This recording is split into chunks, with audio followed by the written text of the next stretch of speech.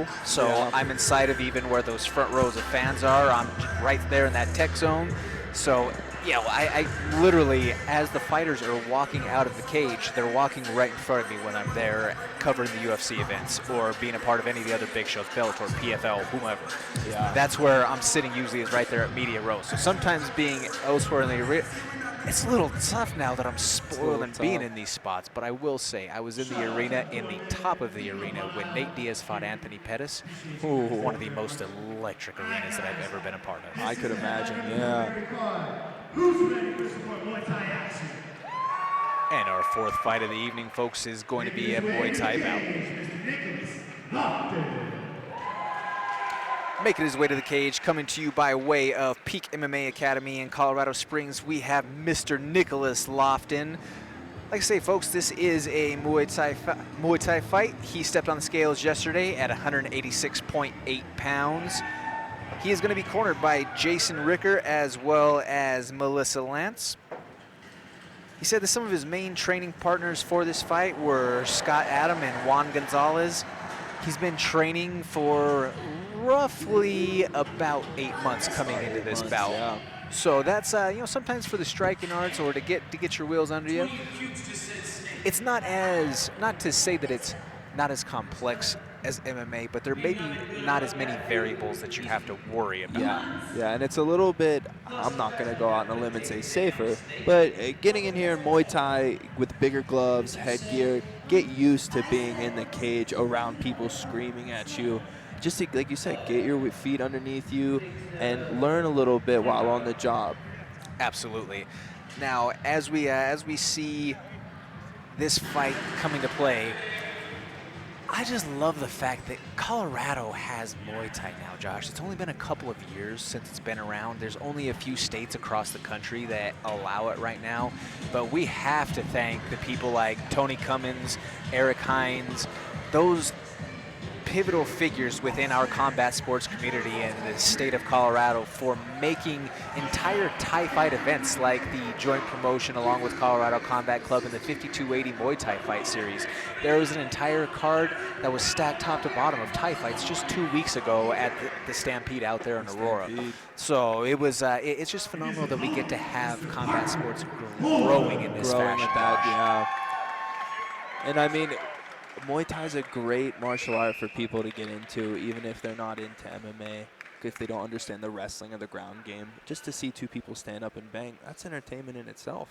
Certainly, and we've seen fighters even at the highest level within the UFC that started off in Muay Thai, that they started as going to just their local gym in the area. They did a Google search, kickboxing or Muay Thai gyms in my area. Yeah. Oh, then they fell in love with it, and then they were able to, from that initial class, make their way up. Now, granted, is it rare for someone to take off and be that fast within it?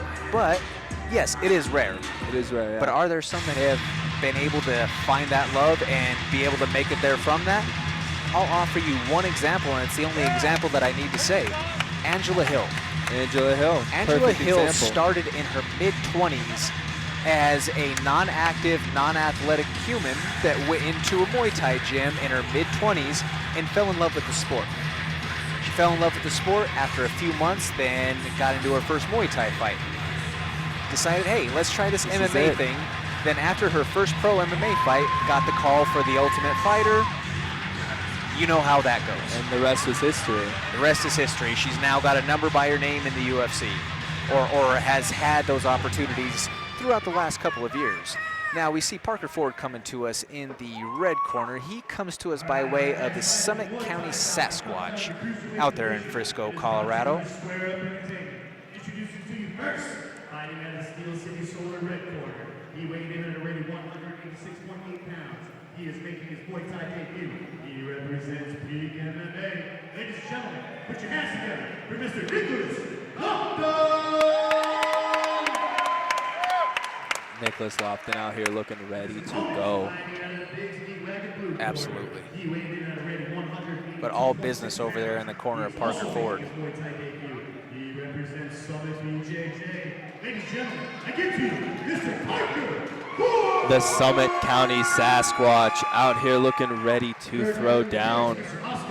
And Parker Ford stepped onto the scales at 182.6 pounds, so a few pounds. And keep in mind, folks, it's not like MMA to where most guys are typically at the same weight point. In Muay Thai, you have a range. A range for the weight class, yeah. Yes, sir. In the corner of Parker Ford, we do have the longtime vet in Zach Haynes, and then we also have David Serrano. Both fighters meet in the middle and touch them up. Just like that, Nick. Good. Patience, patience. Both fighters exchange low kicks to start the fight. Nice jab by Nicholas. Like longer. In kicking range, kicking range. Both throwing knees out the clinch. Parker's throwing knees with everything he got. Kicking range. Here we go. Feint a little bit, feint a little bit. I like the base from Nicholas Lofton, though. He looks comfortable. Solid base. Touch, touch. There you go. Touch, touch. Great space. Looks very technical, very technical. Ones and threes. Lead hand, lead leg. Inch by inch. I feel like he's doing a good job to try to create his opportunities, at least so far in the first minute of this first round.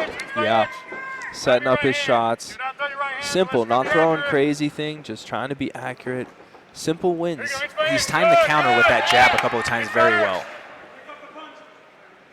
Just a little bit of a low blow here. And we're back.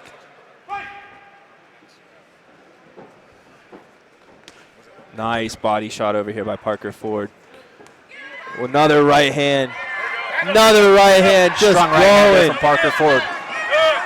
Parker Ford is swinging and wheeling hooks right now. Parker Ford said he wanted to come out here and he was going to make it a war, and he is out here just throwing bombs. He's throwing heavy leather right now, and we see Nicholas Lofton backing straight up, but he ran out his real estate. He bounced off of the cage, but at least he is cracking back on the way out here. Inch by inch, inch by inch. Parker getting his distance, calculating another attack. I need punching first before you kick. Let's go. Touch. Touch his glove. Be busy, like that. Inch And by inch. interesting, as Parker Ford makes his way closer to us, he has on the Conor McGregor trunks. Yes, Folks, he if you does. remember the stripes of the suit that Conor McGregor wore against Floyd Mayweather to the main press conference that had a particular phrase for the pinstripes, those are what the pinstripes of Parker Ford's trunks say. I'll leave the imagination to you.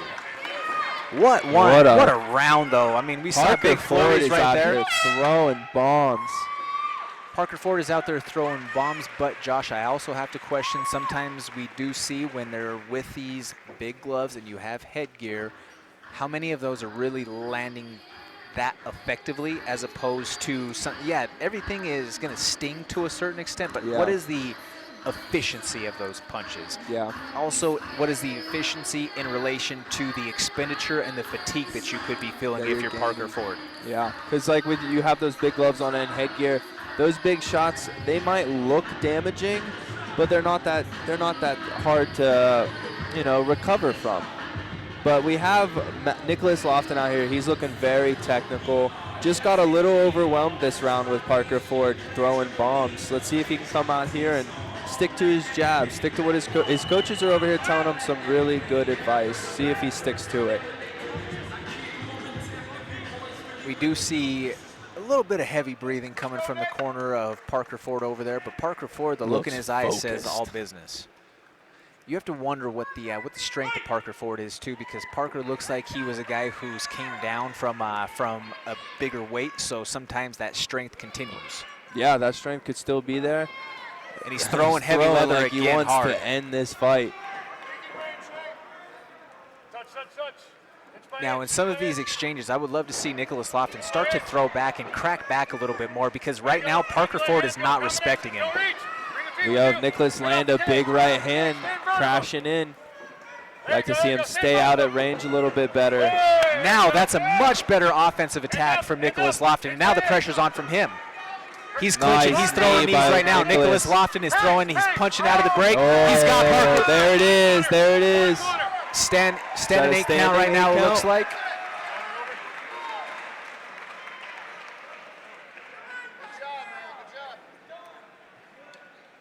Let's see what the ref calls it here. Fight is over, fight is over.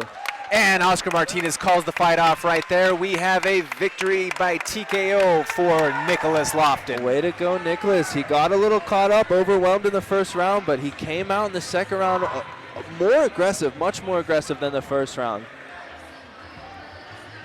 That's where I would just, I would like to. Oh, we might have, just from the look of it, do we have some facial damage with Doc looking at Parker Ford right away? Is that what Oscar called it for?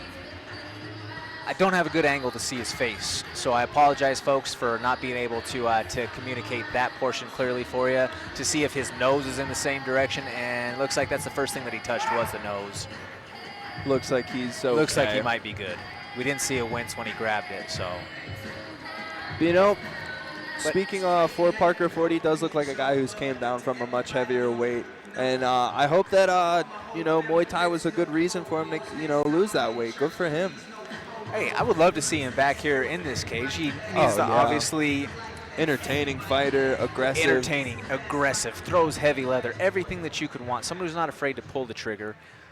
But some of the more technical aspects of the striking, I think he could improve the efficiency. Oh, for sure. Your winner by technical knockout, Mr. Nicholas Lofton. Good job by Nicholas out here.